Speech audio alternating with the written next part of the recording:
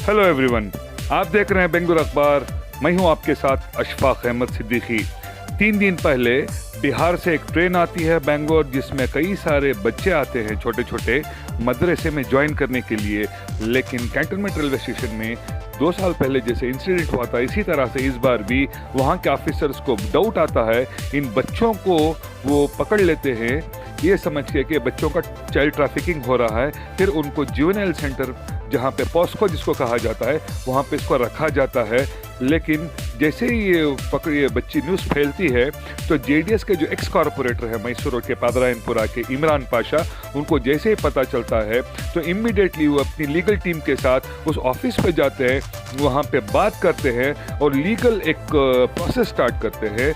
जिसके बाद वो कई मेहनत के बाद आज दोपहर में उन बच्चों को रिलीज किया जाता है, जिसमें इमरान पाशा जेडीएस की बड़ी मेहनत है। अगर इमरान पाशा वहाँ पर वक्त पर ना पहुँचते, इस लीगल सपोर्ट को ना देते, तो आज ये बच्चे रिलीज़ नहीं होते थे, क्योंकि इस पर केस भी फाइल होने वाला था। लेकिन इमरान पाशा, उनकी लीगल टीम और उलमा इकराम भी इनके साथ में थे, मुजम्मिल हजरत भी इनमें हैं। और कड़ी मेहनत के बाद आज दोपहर 4 बजे पॉस्को सेंटर से इन बच्चों को रिहा किया जाता है।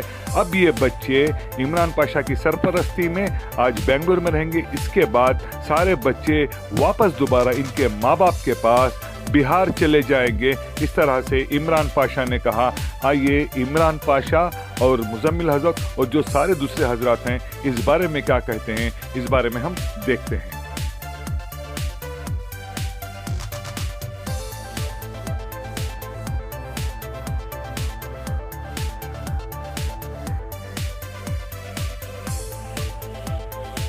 अस्सलाम वालेकुम रहमतुल्लाहि व बरकातुहू। 3 दिन पहले मेरे 2-3 दोस्त अहबाब फ़ोन किए, अफजल भाई, अता भाई, अमीर भाई। ऐसा कंटोनमेंट रेलवे स्टेशन में मदरसे के बच्चों को रोक लिया गया है। मैं 2-3 जगह फ़ोन किया तो कुछ हजरात का फ़ोन बिज़ी रहा, तो फ़ौरन इमरान साहब को फ़ोन किया मैं, तो 2-3 मिनट ही में उन्होंने अपनी कार्रवाई शुरू कर दी। इनके पहुंचने से पहले पहले क़ानूनी कार्रवाई वहाँ के कुछ अफसरान कर चुके थे। बच्चे आ रहे हैं पढ़ने के लिए और कुछ उलमाए किराम वहाँ से बच्चों को लेकर आ रहे हैं, और लाने वाले भी क़ानून जानते नहीं और भेजने वाले माँ बाप भी क़ानून जानते नहीं। 25-25, 50-50, 100-100 की शक्ल में बच्चों को लेकर आ जाते हैं। तो हुकूमत के कारिंदे जो होते हैं उन बच्चों को कुछ सवालात करते हैं और बच्चे जवाब ना देने की वजह से शक की बुनियाद पर उन बच्चों को गिरफ़्तार कर लेते हैं। उलमा की जानिब से एक बयान ये भी आया है कि एजेंटों की शक्ल में बच्चों को लाया जाता है मदारिस को, तो हकीकत क्या है ये, और क्या इस पर रोकथाम ज़रूरी है या नहीं, या इस सिलसिले में क्या एजेंटों के ज़रिए से बच्चों को लाया जा रहा है वो तो तहक़ीक़ की बात है, लेकिन इस पर रोक लगाना चाहिए। अल्हम्दुलिल्लाह आज जो है अल्लाह की मेहरबानी से बच्चों को रिलीज़ किया गया आपके सामने। ये जो है 2-3 दिन पहले जो प्रॉब्लम हो गया था, जैसा ही मुझे मालूम पड़ा हज़रत के ज़रिए से, तो इमीडिएटली मैं तुरंत पहुंच गया। लेकिन सुबह में हुआ था वो 11 बजे, 11:30 बजे, मुझे मालूम कराते कराते 4:30 या 5 बज गए। तो जिसके वजह से जो भी आरपीएफ वाले, बॉस्को वाले और जो सीडब्ल्यूसी कमेटी फॉर्मेलिटीज़ करनी थी वो कर चुकी थी। लेकिन अल्लाह की मेहरबानी वो दूसरे एतबार से कुछ लीगल एक्शन भी लेने वाले थे, जिसके चलते जो भी मोहतमिम इनको लेके आए तो उनके ऊपर भी एक्शन होने वाला था, केस लगाने वाले थे कानून के तहत, चाइल्ड वेलफेयर एक्ट के तहत। तो अल्लाह की मेहरबानी, हमारे उलमा इकराम की दुआ, बुज़ुर्गों की दुआ कि कुछ भी ऐसा नहीं हुआ, सही सलामत सेफ्टी से जो है हम आज बच्चों को लेके बाहर जा रहे हैं। इसका बहुत प्रॉब्लम हो गया, क्योंकि जो भी लेके आते हैं मदरसे के वास्ते ठीक से डॉक्यूमेंटेशन कैरी नहीं करते।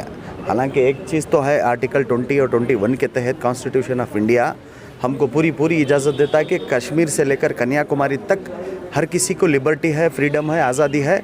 कोई भी कहीं भी घूम सकता है, कोई भी कहीं भी जा आ सकता है, उसके लिए किसी को रोकने के लिए राइट्स नहीं है। ये कॉन्स्टिट्यूशन ऑफ इंडिया आर्टिकल 20 और 21 बताता है। बट जब चाइल्ड वेलफेयर एक्ट का भी मसला आता है। तो आप लोगों को पता है कि बहुत सारे बच्चों को काम को रख लिया जाता है, बहुत सारे बच्चों को लेकर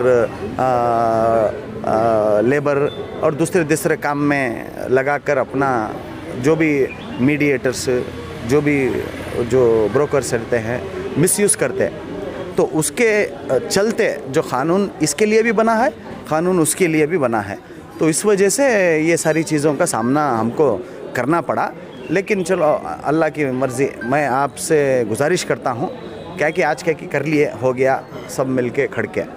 हमारे उलमा इकराम भी आपको बताएं, आगे से कोई भी अगर किसी भी डिस्ट्रिक्ट टू डिस्ट्रिक्ट जा रहा है तो उसके पास फ़ोटो कॉपी आधार कार्ड तो है, उसके अलावा फ़ोटो कॉपी उसकी फैमिली की अटेस्टेड होते हुए जो डिस्ट्रिक्ट से दूसरी डिस्ट्रिक्ट जाता हो तो वहाँ का फ़ोटो अटेस्टेड कॉपी होना चाहिए। अगर लोकल में स्टेट में रहा, अगर स्टेट वाइज नेशनल में जाने का रहा, स्टेट टू अनदर स्टेट दूसरा स्टेट जाता हो तो उसके लिए भी जो ग्राम पंचायत लोकल सिविक बॉडीज़ जो भी होते हैं तो वहाँ का एक फ़ोटो अटेस्टेड कॉपी रहेगा along with CWC committee consideration.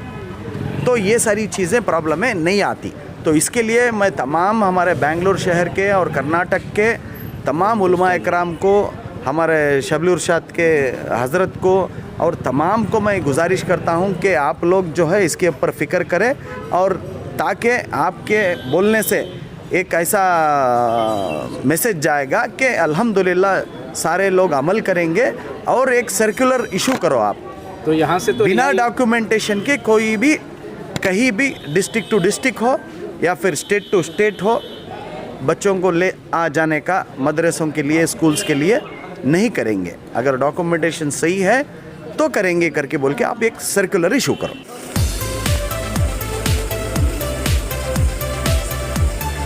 बिस्मिल्लाह। सफ़र की दुआ पढ़ो, सुभान अल्लज़ी सख्खर लना